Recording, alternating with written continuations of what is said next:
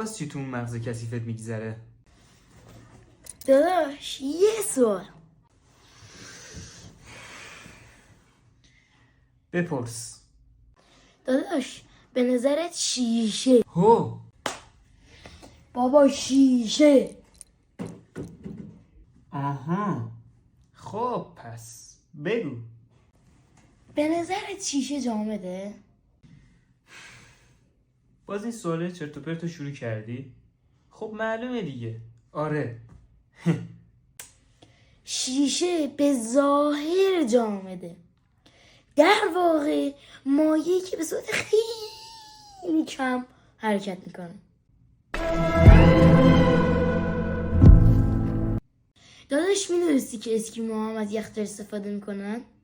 منتها برای اینکه غذاهاشون یخ نزنه. ای دهنت سرویس. تو اینا رو از کجا میدونی آخه؟ داداش میدونستی که پاشو برو بیرون که دیگه حوصله‌تو نداره ما. داداش میدونستی که تو تایوان قشقابای گندمی درست میشه و مردم بعد از خوردن غذاهاشون قشقابشون هم میخورن؟ سگ تو روحت که آدم بشون نیستی که نیستی.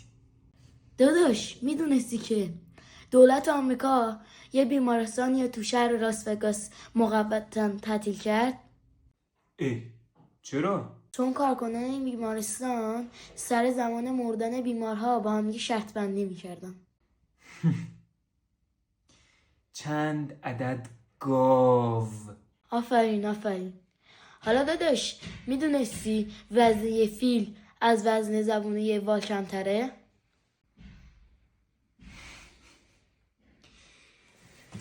پاشو برو بیرون.